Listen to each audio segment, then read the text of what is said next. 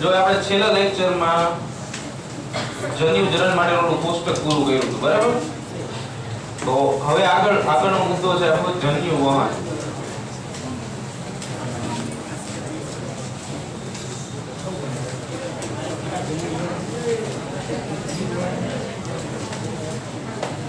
ચાલો જન્યુ વહન વિશે વાત કરીએ.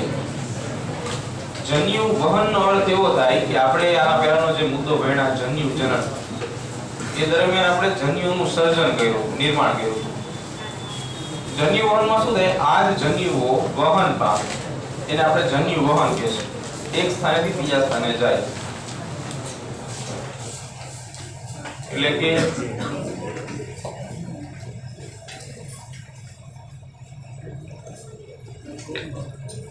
જન્યુ વહનની ક્રિયા દરમિયાન જન્યુઓ એક સ્થાનેથી બીજા સ્થાને જાય છે. હવે આ એક સ્થાનેથી બીજા સ્થાનનો અર્થ શું થાય? તો એક સ્થાનેથી બીજા સ્થાનનો અર્થ એવો થાય કે નર જન્યુ જે છે એ માદા જન્યુ તરફ જાય છે. નરથી ક્યાં જશે? માદા તરફ જશે. આને વહન કહેવામાં આવે, બરાબર? મોટા ભાગે આપણે એવું ભણી ગયા છીએ કે જે નર જન્યુ હોય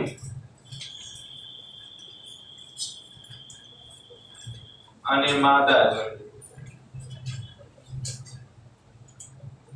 એમાં નર જન્યુ જે છે એ ચલિત હોય મોટાઈ, અને માદા જન્યુ જે છે એ અચલિત હોય નોન મોટાઈ.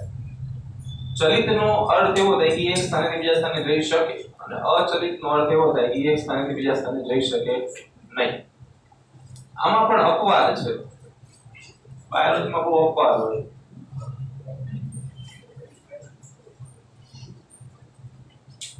કેટલીક લીલ અને ફૂગના જન્યુઓ,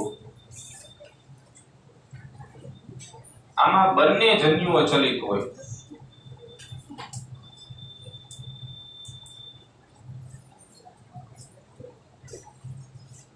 લીલ અને ફૂગમાં બંને જન્યુઓ ચલિત હોય, બંને ગતિ કરતા હોય. સામાન્ય સંજોગોમાં નર જન્યુ તે માદા તરફ જશે, એટલે નરથી માદા તરફની ગતિ થશે, બરાબર? બીજું કે મહત્વની વાત એવી છે કે વહન જે થાય છે તો એના માટે કોઈ માધ્યમ જોઈએ, એને વહન માધ્યમ કહેવામાં આવે. ઉદાહરણ તરીકે જન્યુને આપણે છૂટા કરી દીધો, કઈ હવામાં ઉડીને ન જાય, એ વનસ્પતિ માટે બરોબર છે. પણ અહીંયા આપણે પ્રાણીઓની વાત કરી તો એમને કોઈ વહન માધ્યમની જરૂર પડે, કે ઘણી વનસ્પતિને વહન માધ્યમની જરૂર પડે. તો એના માટે આપણે અભ્યાસ કરશું વહન માધ્યમનો.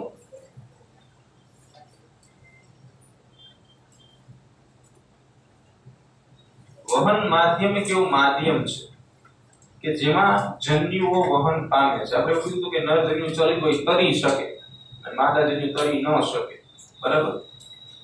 વહન માધ્યમનો અર્થ એવો થાય કે જે માધ્યમમાં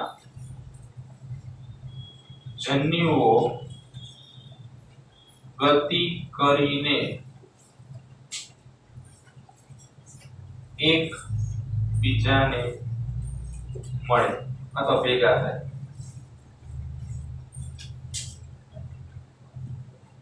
અહીંયાથી એમસીક્યુ પૂછાય, અંડરલાઈન કરો. દ્વિઅંગી, લીલ, દ્વિઅંગી અને ત્રિઅંગીઓ આ વનસ્પતિ માટે વાત થાય છે. આ વનસ્પતિમાં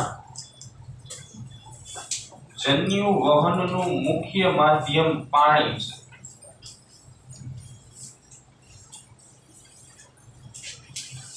એટલે કે પાણીમાં જન્યુઓ જે છે એ વહન પામે છે, એક સ્થાનથી બીજા સ્થાને જાય, બરાબર, અને ભેગા થાય. જન્યુ વહન જે છે એ બહુ મહત્વની ઘટના છે લિંગી પ્રજનનમાં. જો વહન ન પામે તો આગળની કોઈ પણ પ્રકારની પ્રોસેસ જે છે ને એ થાય નહીં, પ્રક્રિયા અટકી જાય, પ્રક્રિયા બંધ થાય. બીજું અનાવૃત આવૃત બીજધારીની પછી આપણે વાત કરી, પાછળ આપણે જોવાનું છે વનસ્પતિઓ માટે વાત કરશું. અહીંયા તમને કીધેલું છે કે જે મુજબ આપણે વાત કરી કે નર માદા તરફ જાય છે એટલે કે નરજન્યુનું વહન માદાજન્યુ તરફ થાય છે, પણ એમાં ઘણા બધા નરજન્યુઓ માદા સુધી પહોંચવામાં નિષ્ફળ નીવડે છે. આથી નરજન્યુની સંખ્યા માદાજન્યુની સાપેક્ષે ઘણી બધી વધારે હોય છે. આપણે ઓલરેડી વૈજ્ઞાનિક કારણ સ્વરૂપે ભણાવી દીધું છે, તમને યાદ જ હશે, બરાબર, કે નરજન્યુની સંખ્યા કેમ વધારે હોય માદાની સાપેક્ષે. બીજું કે હવે વનસ્પતિઓ માટે વાત કરીએ. આના સિવાય દ્વિઅંગી તમે 11મા ધોરણમાં ભણેલા હશો, એમાં તમને ખબર હોય તો દ્વિઅંગીને વનસ્પતિ સૃષ્ટિના ઉભયજીવી કહેવાય, કારણ કે રહેશે તો જમીન ઉપર ભેજવાળા વિસ્તાર પર, પણ આવી રીતે જન્યુ વહન માટે પાણીનો ઉપયોગ કરશે અને ફલન માટે પણ પાણીનો ઉપયોગ કરે, એટલે એને ઉભયજીવી કહેવાય, બે જગ્યાએ રહે.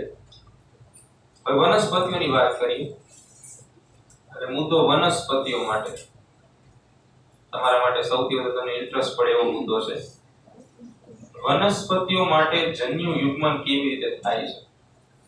એમાં પહેલી સંભાવના જે છે આપણે એક સદની વનસ્પતિની વિચારવાની છે, અથવા તો જેને આપણે ત્રિલિંગી વનસ્પતિ કહીશું.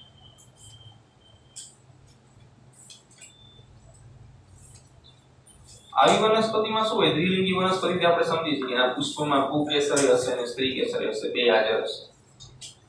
આવી વનસ્પતિનું એક ઉદાહરણ તમને આપેલું છે, અહીંયા અંડરલાઈન કરી નાખો, વટાણા.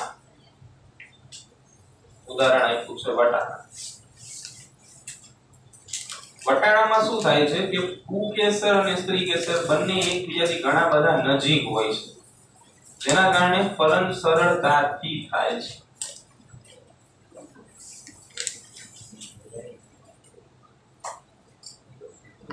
પુંકેસર અને સ્ત્રીકેસર એકબીજાની નજીક હોવાથી સરળતાથી ફલન થાય છે. આમાં પ્રોસેસ કેવી જોઈએ આપણે વાત કરીએ તો આ સ્ત્રીકેસર છે, આપણે ગયા લેક્ચરમાં દોરાઈ હતી પુષ્પની આકૃતિ, બરાબર.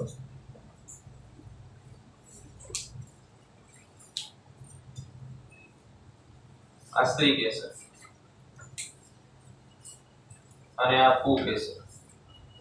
વટાણાની અંદર બંને વચ્ચેનો અંતર જે છે ઘણું બધું ઓછું હોય છે, જેના કારણે શું થાય? હવે આ વનસ્પતિઓમાં નરજન્યુ તરીકે પરાગરજ આવેલી હોય. વનસ્પતિઓમાં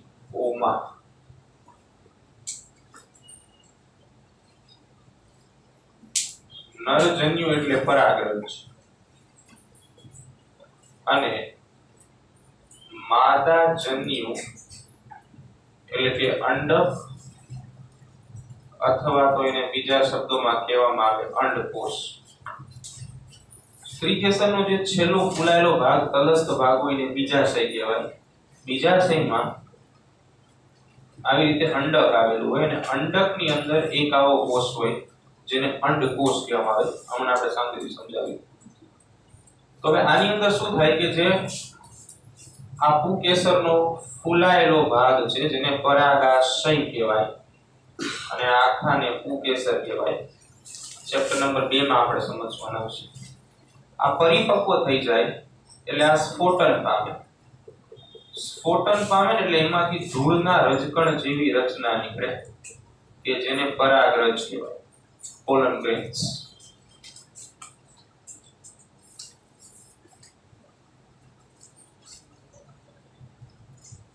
બરાબર. આ પરાગરજ અહીંયા બેસે, આ ભાગને પરાગાસન કહેવાય અને એમાંથી એક નળી જેવી રચના બહાર આવે કે જેને પરાગ નલિકા કહેવાય.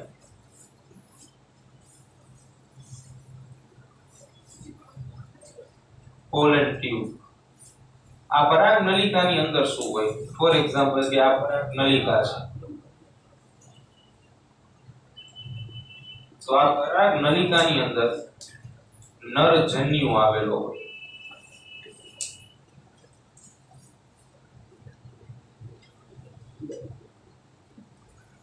અને આ નર જન્યુ અહીંયાથી છેક અંડકોષ સુધી પહોંચે.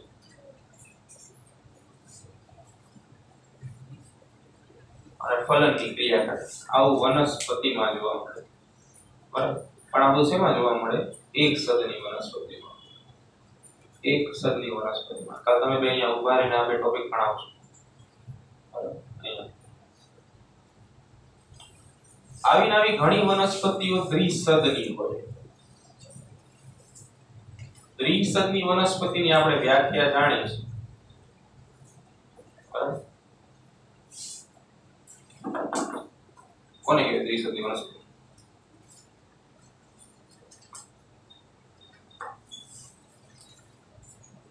આવડે છે કે નથી આવડતું? અથવા 10 વાર લખતા જે વ્યાખ્યા. કેટલી વાર? કાલનું ચોઈસ બેસિકલી. જે વનસ્પતિમાં નરજન્યુ અને માદાજન્યુ અલગ અલગ વનસ્પતિમાંથી સર્જાતું હોય. ફોર એક્ઝામ્પલ,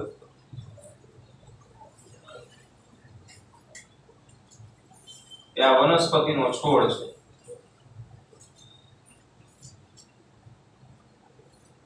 બરાબર, કોઈ એક સ્થાનેથી જો નરજન્યુ નીકળે અને બીજા સ્થાનેથી માદાજન્યુ નીકળે તો એમાં આ પ્રોસેસ સરળતાથી થાય નહીં. અહીંયા તો શું, તો બે વચ્ચેનું અંતર ઘણું ઓછું હતું એટલે આરામથી પરાગે ઉડીને અહીંયા બેસી ગઈ.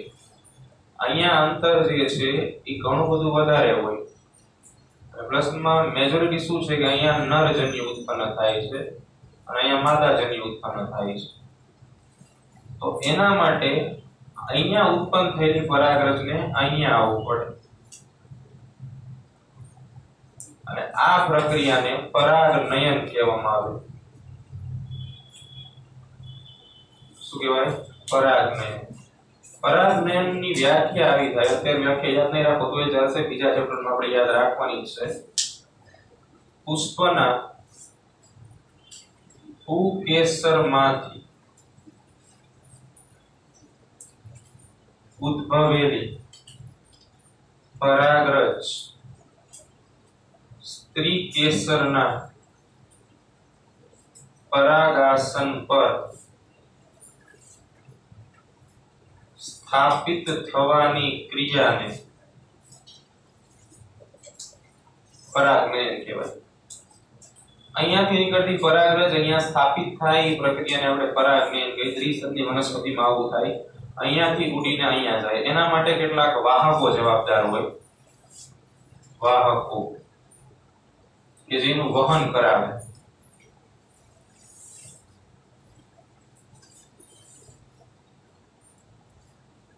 ઉદાહરણ તરીકે પવન, પાણી, કીટકો અને પ્રાણી. બરાબર, આના દ્વારા વહન થાય. હવે ટેક્સ્ટ બુકમાં પાછળના પેજ ઉપર ઉદાહરણ અંડરલાઈન કરી નાખજો. દ્વિઅંગી, ત્રિઅંગી વનસ્પતિમાં પાણી દ્વારા વહન થાય મોટી સંખ્યામાં, અને લીલ અને ફૂગમાં બે સમાન પ્રકારના એટલે કે વહન પામતા હોય એવા જન્યુ હાજર હોય. આવૃત બીજધારી વનસ્પતિમાં અંડકનું અંડકોષ તરફ વહન થાય છે અને ફલન થાય છે. સ્થળાંતરણ થવું જરૂરી છે. દ્વિલિંગી વનસ્પતિનું અંડરલાઈન કરી નાખજો. નામ વટાણાની અંદર સીધા રીતે પરાગનયનની પ્રક્રિયા થાય, પણ દ્વિસદની વનસ્પતિ પરાગનયનની પ્રક્રિયા થાય, જન્યુનું વહન થાય. ચલો, હવે એવી જ રીતે આપણે વાત કરીએ પ્રાણીઓ. આ વનસ્પતિઓમાં અહીંયા પૂરું થયું પ્રાણીઓ માટે.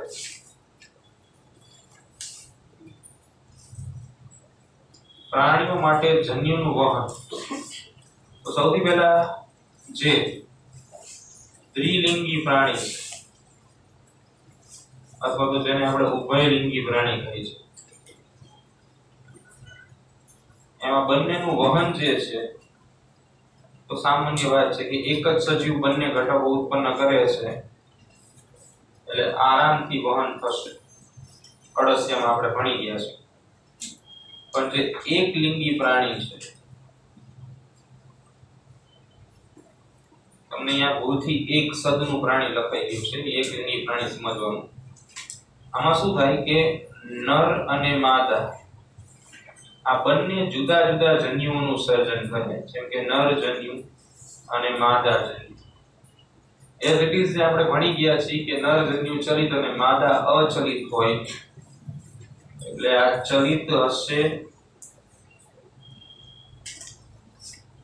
અને આ અચલિત હશે. બેયનું વહન થાય એટલે કે નર જે છે એ પોતાના જનન કોષો અથવા જન્યુ જે છે માદા શરીરમાં દાખલ કરશે અને પછી બેયનું જોડાણ થશે. બરાબર? તો પ્રાણીઓ માટે એક સદનો શબ્દ છે ને, એક સદની અહીંયા કાઉન્સમાં લખી નાખજો. એક લિંગી પ્રાણી, જો કે લખેલું છે ત્રિસદની માટે સ્વતંત્ર જન્યુઓ મુક્ત કરે અને સફળતાપૂર્વક એકબીજાની નજીક આવે. એના પછીનો જો ટોપિક છે ફલન, ફર્ટિલાઇઝેશન.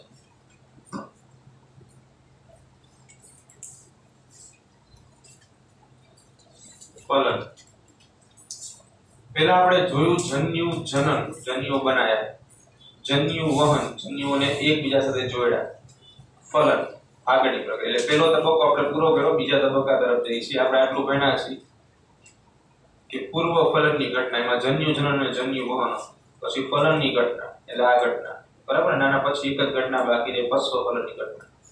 તો ફલન સૌથી પહેલા શું છે એની વ્યાખ્યા જોઈએ. ફલનને બીજા શબ્દોમાં જન્યુ યુગ્મન કહેવાય. જન્યુ યુગ્મન આ શબ્દ સમજો, બે શબ્દ બનેલા છે, જન્યુ અને બીજા શબ્દ ઉપર છે યુગ્મન. જન્યુ એટલે આપણે જાણીએ છીએ લિંગી પ્રજનનનો મુખ્ય આધારભૂત સ્તંભ. યુગ્મન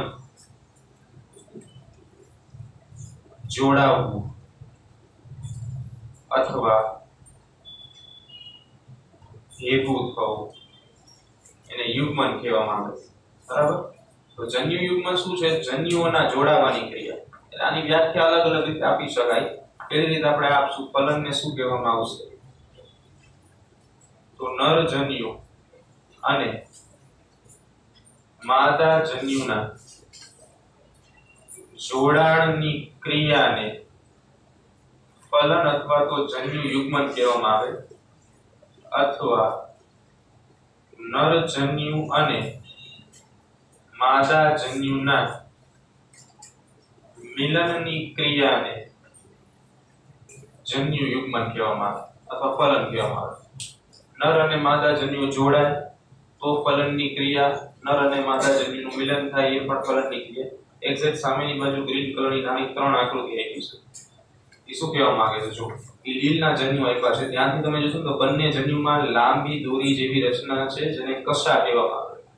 એટલે જે જન્યુઓ કશા ધરાવે એને કશાધારી જન્યુઓ કહેવાય. બરાબર? હવે પ્રોસેસ શું કહેવા માંગે છે એ આપણે આકૃતિથી જ સમજશું. ઉદાહરણ તરીકે આ કોઈ નર સજીવ છે, એટલે એમાંથી જે જન્યુઓ સર્જાય એનું નામ થાય નર જન્યુ. બરાબર? આ ગુણાકાર, આ ચોકડી નથી, આ એવું દેખાડે છે બેયનું જોડાણ થાય છે, ફલન દેખાડવાની કામ કરે ગુણાકાર. એવી જ રીતે કોઈ માદા સજીવ છે, માદા સજીવ પોતાના દેહમાંથી જે જન્યુઓ બનાવે એને આપણે નામ આપીએ છીએ માદા જન્યુ. બંને જન્યુની લાક્ષણિકતા છે કે એ સિંગલ એન એટલે કે એકકીય હોય. આ બે જન્યુઓ ભેગા થાય, અહીંયાથી n અને અહીંયાથી n, આ બે ભેગા થઈને, જો આપણે મેથ્સ વાળા નથી, નકર n * n એટલે n સ્ક્વેર કરી નાખી, પણ એવું નહીં. અહીંયા આપણે n * n એટલે 2n થાય. શું થાય? 2n. આ 2n જે બન્યું એને યુગ્મન જ અથવા તો ફલિતાંડ કહેવામાં આવે. ફલિતાંડ શબ્દ, ફલિત અંડ, ફલન પામેલ અંડક ફલિતાંડ તરીકે ઓળખાય. હવે જે આપણે ટેક્સ્ટબુકમાં આકૃતિ આપી છે એને આની સાથે જોડીએ. જો ઉદાહરણ તરીકે આ કોઈ નર સજીવ છે અને આ કોઈ માદા સજીવ છે. નર સજીવ પોતાનું જન્યુ બનાવે છે, આ ઉદાહરણ તરીકે નર જન્યુ. માદા પણ પોતાનું જન્યુ બનાવે છે. ઉદાહરણ તરીકે માદા છે. બંનેમાં જે મુજબ ટેક્સ્ટ બુકમાં આપ્યું છે એ આપણે કશાઓ દર્શાવી દઈએ. એટલે બે ચલિત છે, બેનું જોડાણ થાય એટલે યુગ્મનની ક્રિયા થાય, જોડાવાની ક્રિયા. બરાબર.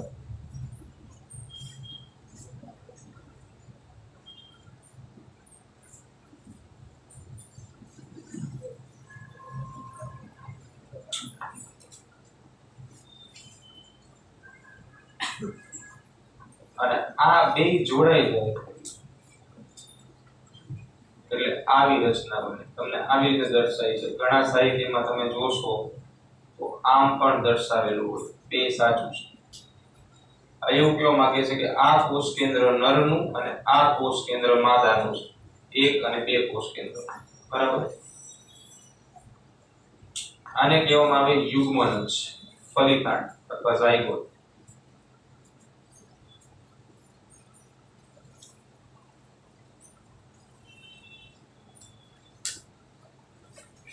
યુગ્મનજ જે છે, જન્યુઓ જે મુજબ આપણે વાત કરી સિંગલ એન્ડ સિંગલ એન્ડ હોય એથી યુગ્મનજ ફલિતાંડ એટલે કે ઝાયગોટ જે છે તે હંમેશા 2n હોય, જેને દ્વિકીય કહેવામાં આવે.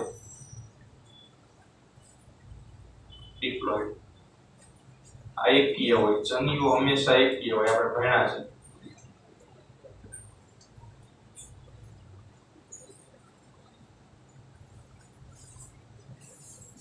હેપ્લોઇડ. બરાબર. એટલે પ્રશ્ન તમને આવો એમસીક્યુ માં પૂછાય કે સજીવોમાં લિંગી પ્રજનન ધરાવતા સજીવોમાં ફલનની અંતિમ નિપજ જણાવો. તો ફલનની અંતિમ નિપજ આવે યુગ્મનજ, ફલિતાંડ અને ઝાયગોટ. યુગ્મનજ એટલે યુગ્મ, યુગ્મ એટલે જોડાણ. બે હોય ને કપલ એટલે એને યુગ્મ કહેવાય, જોડવું ગુજરાતીમાં. બરાબર. જો એની અંદર ફલનમાં તમને પ્રોપર વ્યાખ્યા થાય એટલે આપણે વ્યાખ્યા લખી નાખશું. બરાબર. તમને કીધેલું છે જન્યુઓનું જોડાણ છે, ખાલી ત્યાં એક અંડરલાઈન કરી નાખો. એનું બીજું નામ આપણે યાદ રાખવાનું છે, જે છે જન્યુ યુગ્મન, એટલે કે જન્યુઓનું જોડાણ. પ્રશ્ન આ રીતે પૂછાય, જન્યુ યુગ્મનની વ્યાખ્યા આપો. તો જે પ્રક્રિયામાં જન્યુઓ યુગ્મ સ્વરૂપ એટલે કે જોડાણ દર્શાવે છે એને આપણે જન્યુ યુગ્મન કહીશું. બરાબર. એક નાનો એવો પ્રશ્ન તમને પૂછ્યો છે અને આ પ્રક્રિયાને ફલન પણ કહેવાય. આ પ્રક્રિયા માટે વપરાતો શબ્દ છે. અને જન્યુ યુગ્મન અને ફલન એકબીજા માટે વપરાતા રૂપાંતરિત શબ્દો છે, સમાનાર્થી શબ્દો, બે એકબીજાની જગ્યાએ વાપરી શકાય. એક નાનો પ્રશ્ન દેખાય છે તમને? જો જન્યુ યુગ્મન ન થાય તો શું થાય? જો જન્યુ યુગ્મન ન થાય તો પ્રજનનની અંદર લિંગી પ્રજનનમાં આગળની પ્રક્રિયા ન થાય. કે અહીંયા આપણે યુગ્મન જ બનાવ્યું છે, કાલે આપણે યુગ્મનમાંથી ભ્રૂણ બનાવશું અને ભ્રૂણમાંથી પછી બાળ સજીવ બને. તો આજે આખી પ્રોસેસ છે ને એ થઈ શકે નહીં જો જન્યુ યુગ્મન ન થાય તો. તમને કદાચ આવો પ્રશ્ન પૂછે વિકલ્પમાં કે જન્યુ યુગ્મન ન થાય તો શું થાય? તો લિંગી પ્રજનનની અંદર આગળની પ્રક્રિયાઓ અટકી જાય. બરાબર. એટલે જન્યુ યુગ્મન થવું જરૂરી છે. કદાચ વૈજ્ઞાનિક કારણ પૂછે 2 માર્કમાં, મહત્વ સમજાવો જન્યુ યુગ્મન. એટલે જન્યુ યુગ્મનનું મહત્વ સમજાવો. બરાબર. તેમાં આપણે જવાબ એવો લખવાનો છે કે લિંગી પ્રજનનમાં જન્યુઓનું જનન થયા બાદ જન્યુ યુગ્મન એટલે કે જન્યુનું જોડાણ થવું જરૂરી છે. જો જન્યુનું જોડાણ ન થાય તો ફલિતાંડ બને નહીં.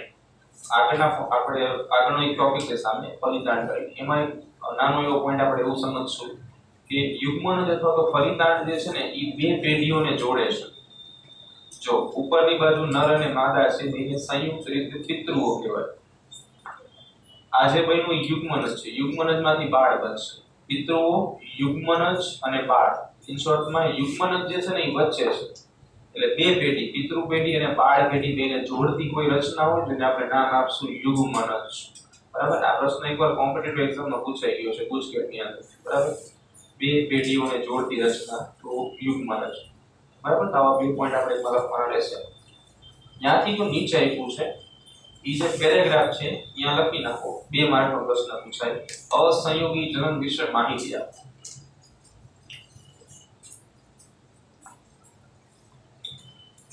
અસંયોગી જનન વિશે માહિતી આપો.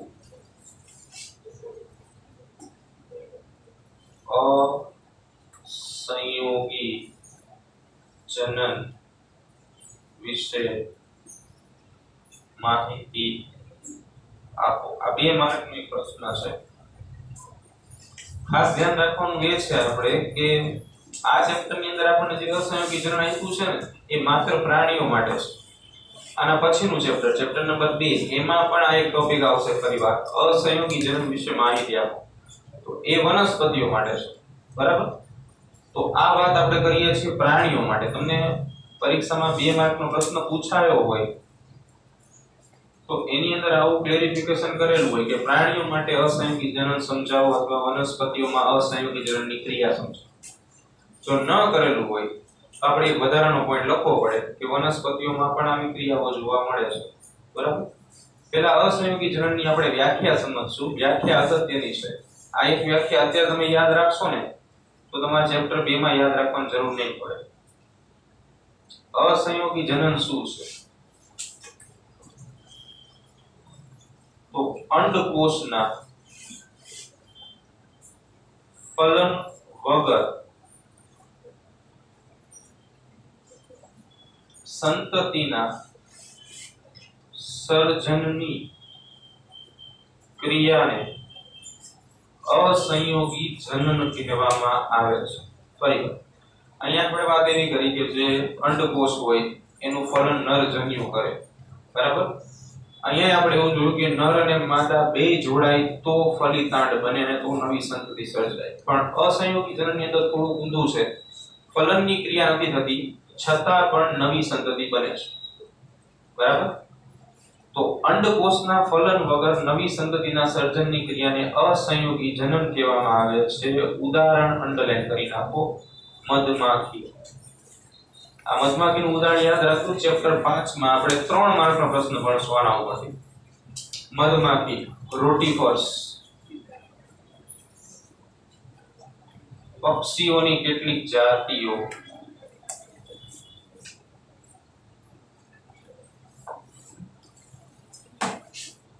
બીજા નંબર ઉપર ગરોળીની કેટલીક જાતિઓ, બરાબર। આગ્યું કે બાકી નથી હતું ને, અંડરલાઈન કરી નાખ્યું, બરાબર। ઉદાહરણ પૂછાય શેમાં અસંયોગી જનન જોવા મળે।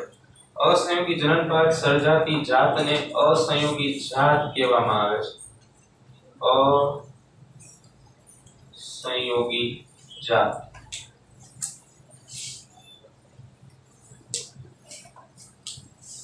અસંયોગી જનનથી મળતી જાતિને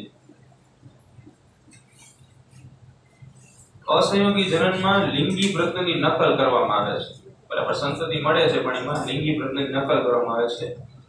અહીંયા બીજી એક અસંયોગી જનન કાઉન્સમાં એવું લખ્યું છે અફલિત અંડકોષમાંથી, એટલે અંડકોષનું ફલન થતું નથી એના ઉપરથી આપણે વ્યાખ્યા બનાવી છે। એટલે વ્યાખ્યા યાદ રાખો તો તમને કાઉન્સ યાદ રહી જશે, બરાબર।